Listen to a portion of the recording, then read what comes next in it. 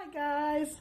As you all know, pretty soon we'll be celebrating 16 years of marriage. A lot of people always ask us, what is our secret? And I can tell you that love and patience. Whoa. Shut up! Stop interrupting me! Patience is the secret to a very long and very happy marriage. Right, baby? Yes, Master. There you go. There you have it, guys. Bye.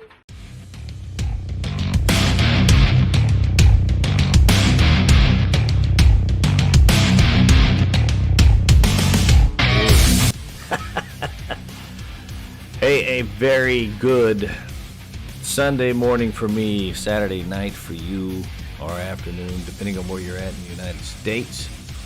It is the KashCast, or the KashCast, not the, we've done that a long time ago. Cash here. Some things to cover today.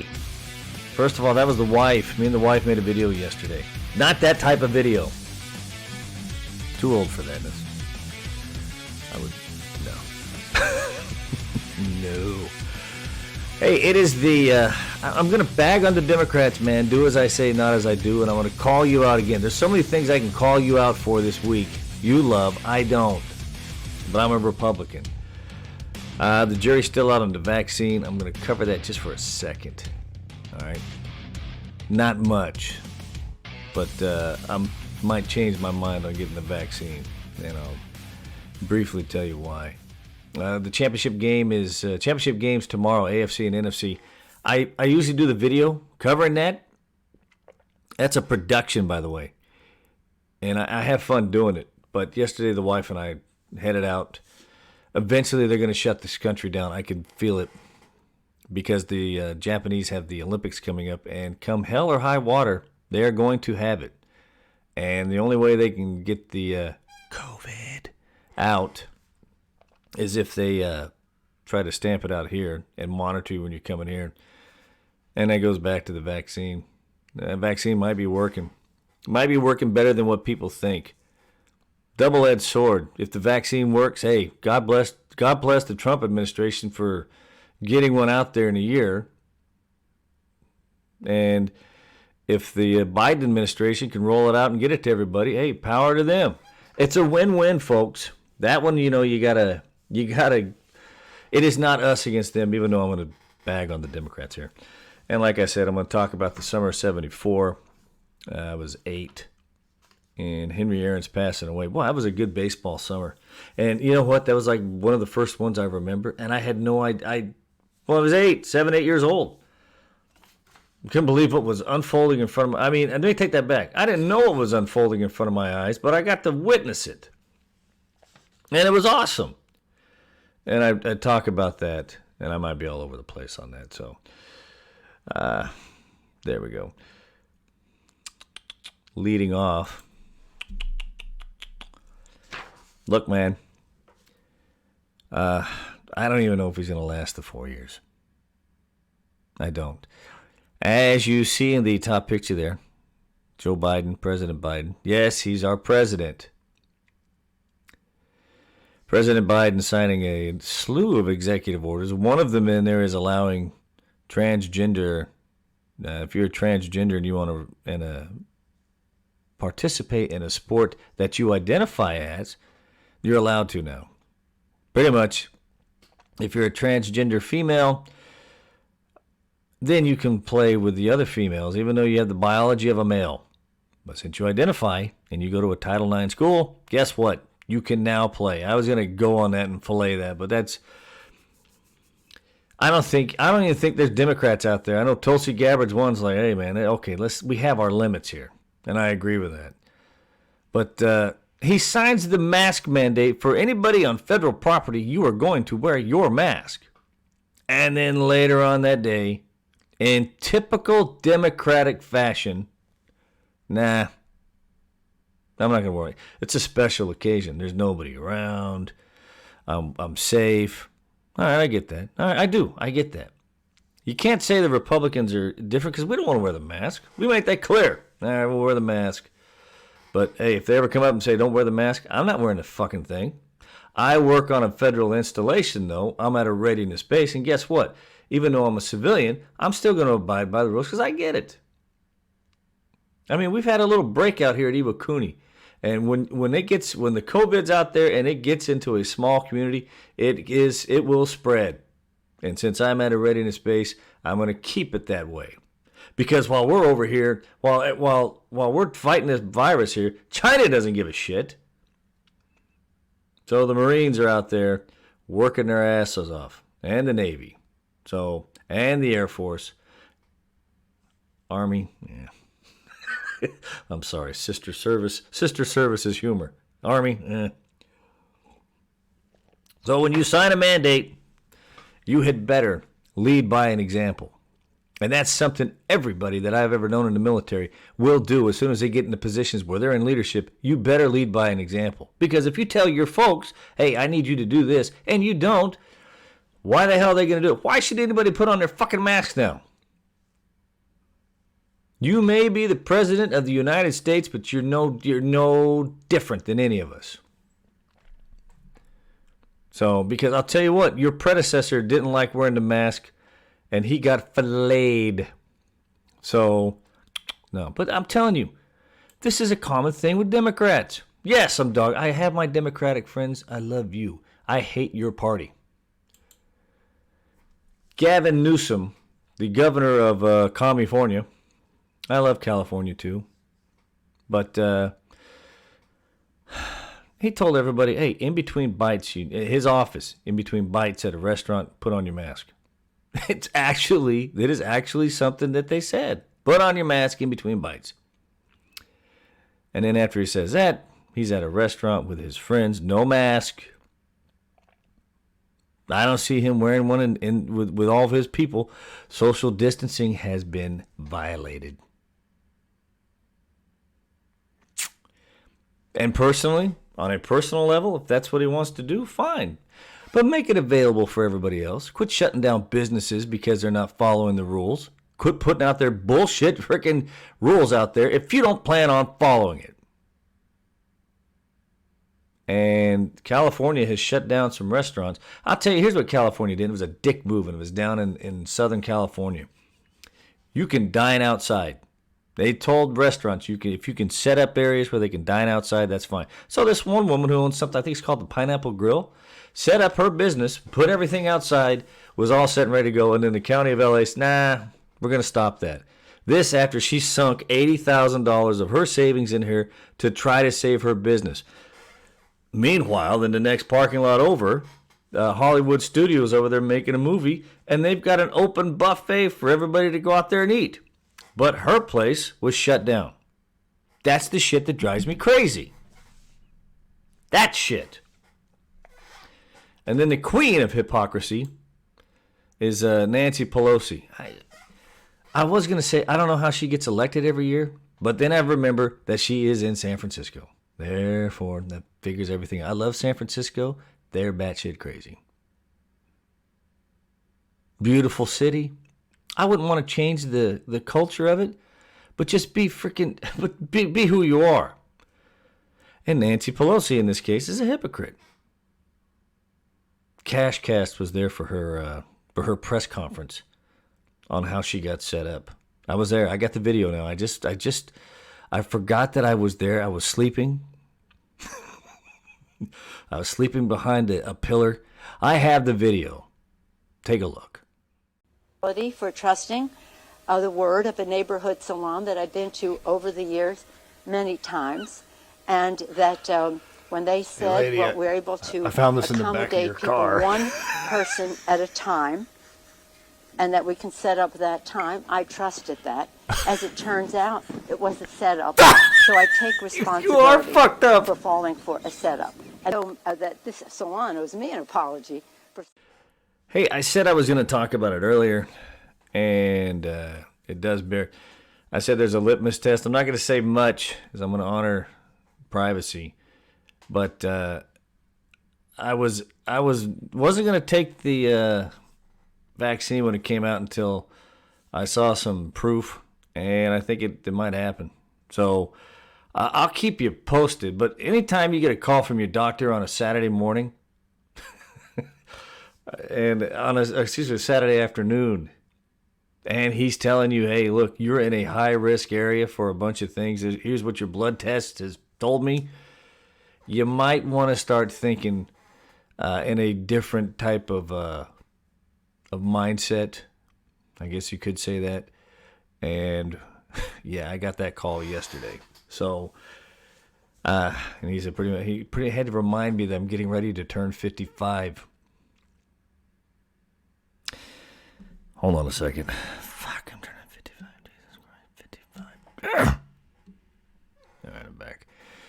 So, but I always did say, hey, look, there's a litmus test. I need to see it, and there's a couple of them out there that have told me, guys like me said, I don't want that shit, have come back and said, yeah, you might want to think about getting it. So I'll do more on that later. And also, I usually do a video for championship for the football for NFL. I've been doing it this year. I had a lot of fun doing it, but the wife and I decided to go out and play around a little bit. So Championship Sunday is tomorrow. Tom Brady's, I mean, what's funny is in sports talk, everybody's going, Tom Brady, ha, ha, ha, he's the worst quarterback in here. Dude threw for 40 touchdowns and over 4,000 yards, and he's 43. So, yeah, you guys can make fun of him all you want and say, hey, he's the worst quarterback in here. But when the chips are down, that's the dude you want. Proven. Look back. This isn't a love fest with Tom Brady. I'm just giving you facts. Look, you got the Buccaneers in the NFC Championship game. That ought to be enough for you. But that's the first game. The Buccaneers going up to Green Bay. And yes, Tom Brady can play in cold weather. Okay. And the AFC game is Buffalo at Kansas City. Mahomes he'll play. I haven't had any reports yet saying he wasn't. I know he's still in protocol, but he's going to play. Come hell or high water, he is going to play. So, get over it.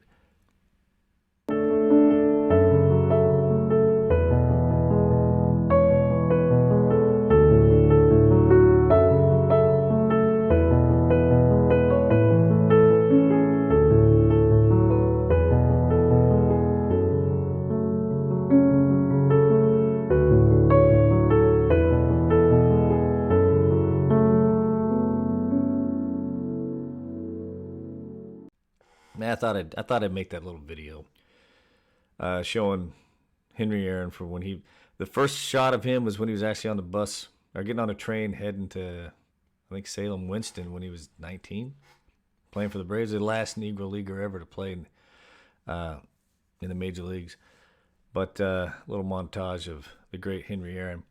And man, let me tell you, Atlanta's baseball they've lost some people. They lost two that were Hall of Famers on the field. And one of the guys in the booth that was a Hall of Famer, mostly for the Dodgers, but still he was working for the Braves for the past 25 years. First off, they lost Phil Niekro in December. So, and I've always had a kindred connection with Phil Niekro because the first game I watched live was the Giants and Braves back in 1973, and Phil Niekro hit a homer. He pitched the entire game, hit a homer, lost 5-4 to Jim Barr. So every time I saw Phil Niekro pitch, I'm thinking, yeah, you know what? I watched him pitch. Had no idea what a knuckleball can do because I was 6. No, I was 7, so no. And then Don Sutton passed away last week. Mostly known for being the Dodgers and stuck around a little bit later to get his 300th win, but he was a Dodger. However, great guy, had a great baseball mind. And worked for the Braves for the past 25, 30 years. So there's 2. And then Henry. And that one was, he was getting ready to turn 87 here in a couple of weeks. So it's not surprising. It's not shocking. The man was in his 80s. But he's Henry Aaron. And when especially at my age, you start thinking back to what was going on in 1974. That's kind of like really I followed baseball for 1973. I was 7, but the first time I really got into baseball was when I started playing Little League at 8 in Antioch, California. We had 2 teams in the area, the A's and the Giants. And here history is happening, and I'm just totally oblivious. I have no idea the history. All I know is Henry Aaron was getting ready to hit 715. But of course, with everything, as you get older, you figure out, hey, there's a lot of backstory to this. And this first clip I'm going to show you is when he hit 713. This is opening day in 1974, and he hit it off a pretty good pitcher in Jack Billingham. Here's the video, and then when it's done, I'll explain some of the nuances of the video. So here's the video.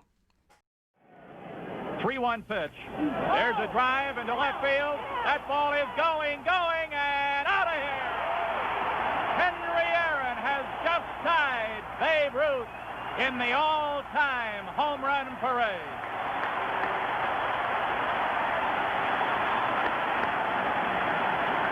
The crowd is up. As you would expect, a standing ovation. His teammates are there to greet him.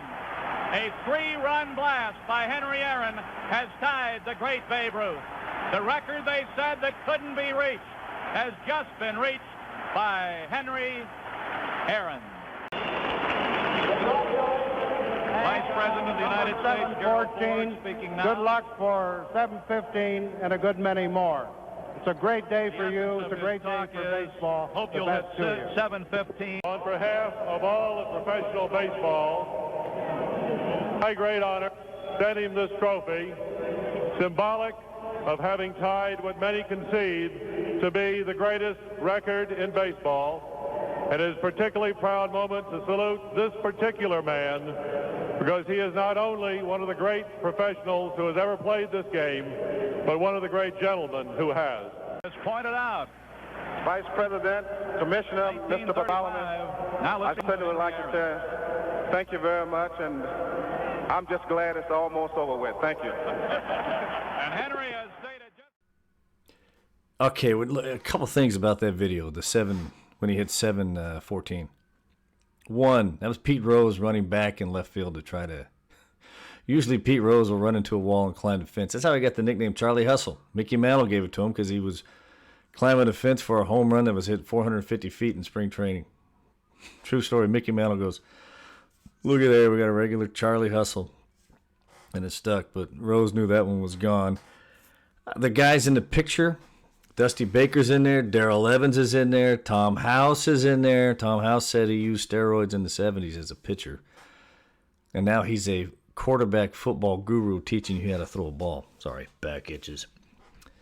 And one of the guys, the manager of the team, was this guy, Eddie Matthews. And Eddie Matthews, for those of you who don't know, was also a famous Atlanta, Milwaukee Brave, hit 512 homers. He's in the Hall of Fame as a player. Great power. They still love him in Milwaukee because he was Eddie Matthews. Now, he's the manager of the Braves. And another guy that was in the picture, by the way, 2 other guys in the picture. 1, Gerald Ford was in the picture. And 2, this guy, Bowie Kuhn. Bowie Kuhn is in the Hall of Fame as a commissioner, and I don't know why. But there was controversy that was surrounding that game, or surrounding that series, because after Aaron hit 714, Eddie Matthews had made it clear, I'm going to bench him, and then on Monday night when we play the Los Angeles Dodgers in a National League West tilt, and yes, the Braves used to play in the National League West, even though they're an East Coast team. That's how it used to be. Eddie Matthews said, I'm not going to deprive the folks of Atlanta to watch him hit 715. And Bowie Kuhn ordered the Atlanta Braves, you will play him one of those 2 games, which was unheard of. So, and like I said, Eddie Matthews said Stan Musial got his 3,000th hit on the road, and he said it was just wrong. So that was his thing. And plus, he was teammates with Henry Aaron. And he wanted Aaron to break it in Atlanta. And Bowie Kuhn ordered him to play on that Sunday, and Aaron went 0 for 3. And then Gerald Ford was in there, and I'm going to go over that in just a second. Gerald Ford was the vice president at the time. But it set it up for Monday Night Baseball, which used to be on NBC. I've got a few notes on that. So here it is, his 715th home run passing the Babe. Sitting on 7-14. Here's the pitch by Downing. Swinging. There's a drive into left center field. That ball is going to be out of here. It's gone. It's 7-15. There's a new home run champion of all time, and it's Henry Aaron. The fireworks are going. Henry Aaron is coming around third. His teammates are at home plate, and listen to this crowd. This sellout crowd is cheering Henry Aaron, the home run king of all time. What a marvelous moment for baseball. What a marvelous moment for Atlanta and the state of Georgia. What a marvelous moment for the country and the world. A black man is getting a standing ovation in the Deep South for breaking a record of an all-time baseball idol. And it is a great moment for all of us, and particularly for Henry Aaron, who was met at home plate not only by every member of the Braves, but by his father and mother. He threw his arms around his father, and as he left the home plate area, his mother came running across the grass, threw her arms around his neck, kissed him for all she was worth. Behind me, using my backdrop today, that's the exact spot where Henry Aaron, not Hank, Henry Aaron hit his 715th home run, and they kept it up. And I'm glad they did it. That's a parking lot somewhere in Fulton County in Atlanta, and they kept it up because of the significance of the home run. So that's why I'm using the background. And that was two stadiums ago. So they kept the background up, they kept the fence up, and I'm glad they did. Also in there, like I said, it was a National League West game between the Dodgers and the Braves. Braves didn't have a bad team. Braves can hit the ball. In fact, the year before, they had 4 guys hit 40-plus home runs. Aaron was one. I want to say it was Davey Johnson was the other one. Dusty Baker was one, and Darrell Evans. They all hit 40 home runs. So the Braves had some thump in their lineup order, and led by a 39-year-old at the time in 1973, Henry Aaron. So that was one. And the Dodgers, I get more of the Dodgers in a second. The 2 guys I combined the video on to make the call was Milo Hamilton in the Hall of Fame as an announcer, and of course Vin Scully was calling for the Dodgers. What used to happen in baseball is NBC would do the game, and they'd have Kurt Gowdy do the first 3 innings, and then they would have the home announcer of the other team. He would come over and do 4, 5, and 6, and he'd go back into the dugout or go back to his broadcast. But that's how it used to be. So Milo Hamilton was calling that game for NBC, even though he worked for Atlanta. Milo Hamilton left and went to Houston, and he worked until the day he died. So he's in the Hall of Fame, and of course you got Vin Scully. Vin Scully was calling it for the Dodgers, so I combined both. So, and the woman that went out there and hugged him was his mother, Estella, because she was afraid he was going to get shot. Because I don't want to post all the stuff that he had, but Henry Aaron would get more hate mail in that time frame. That was just, I can't imagine who would do that. He did. That's a man's man right there. And I was so oblivious, like I said earlier, to what the magnitude was until I got older. And I posted it yesterday on my timeline on some of the things that was sent to him. Wrote, we got a gun on you. I hope you get sickle cell anemia. Yet every day he went out there and hit and hit and hit. And Henry Aaron was good for 40 homers, 100 RBIs, 2,297 RBIs. The next one who might get it, and I don't think he will because he is fallen off a cliff, is Albert Pujols, and he only has 1 year left on his deal for the Angels, and he might, I'm thinking he's going to retire, but no one's close. Henry Aaron would drive in runs, hit homers, drive in runs, hit over 300, and he's underrated. Boy, he came through at a time when this nation needed it, because it's the summer of '74. That guy resigned, and the guy that was that's Richard Nixon. He resigned from the office of presidency, left, and the guy in the video that told him, "Hey, good luck, congratulations," was Gerald Ford, who took over as president for the final 2 years. You know what else happened in 1974 during baseball season? Lou Brock broke the record by Ty Cobb by stealing 104 bases. Wound up stealing 118. That would be broken 8 years later by Rickey Henderson, who stole 130. But still, that's a 35-year-old Lou Brock stealing bases. That's Larry Bowa in the picture right there in the background. So all that happened. So unknown to me, and totally, I couldn't figure out that there were two huge events in baseball in 1974. Henry Aaron breaking the record of the hallowed record by Babe Ruth, and Lou Brock stealing bases. That is you can't ask for any more if you're a baseball fan. And again, that's in a time that the nation needed it. A couple other things here. I'm going to connect the dots here. The Los Angeles Dodgers actually won the National League pennant. And their infield, I always think of their infield when I think of the Dodgers of the 70s. Garvey, Lopes, Russell, Say. I was so glad when Ron Say left the Dodgers because he was a giant killer. But in that picture somewhere is the manager, Walter Alston, and the guy next to him is Tommy Lasorda. And there's a picture they had, the two pictures they had. One was Mike Marshall, who threw in 105 games that year. Didn't even warm up in some, just went out there and pitched. And there's a guy in there named Andy Messersmith. And Andy Messersmith, it used to be if you belonged to a baseball team, you belonged to them until you were done. Until they were tired of you and they discarded you. And Major League Baseball players had an issue with that. Hey, look, as soon as I fulfill my contract, I should leave. And I don't want to get into too in-depth, but Andy Messersmith did not sign a contract. And he played, and then in his original contract, it said if you don't sign a contract, then you go back and play for the terms for 1 year. And he did, for 1 year. And guess what? After he did that, he became a free agent. And that set up baseball to what it is today. You play your contract and you're done. And the team it affected the most were the ones who actually won the title, and that's the Oakland A's. And that was their final title in 1974.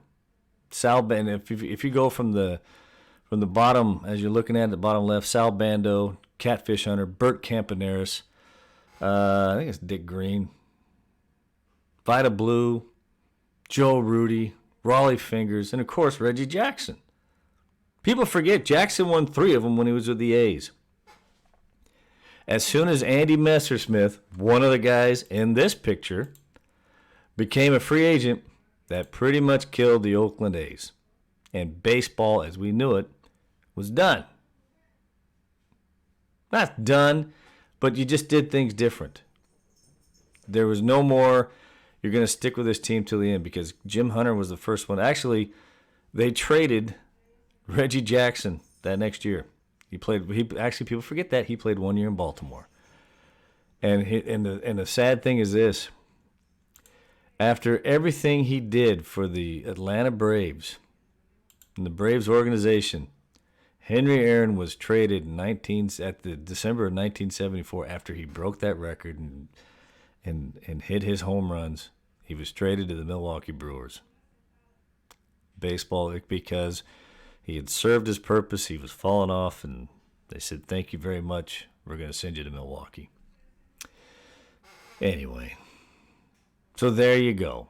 You have now been educated. In the summer of '74, again, I had no idea. No idea. Nearly 50 years later, what I'm doing right now is making silly videos. All right, I'm out. Hey, next week I'll probably come up with something next weekend. And then for Super Sunday, I've got new equipment coming in, so I'm going to get a bunch of people on. If you want to come on the show, send me a text message. I'd like to get you on for a few minutes to see what you got. Cash here. Enjoy your weekend. Later.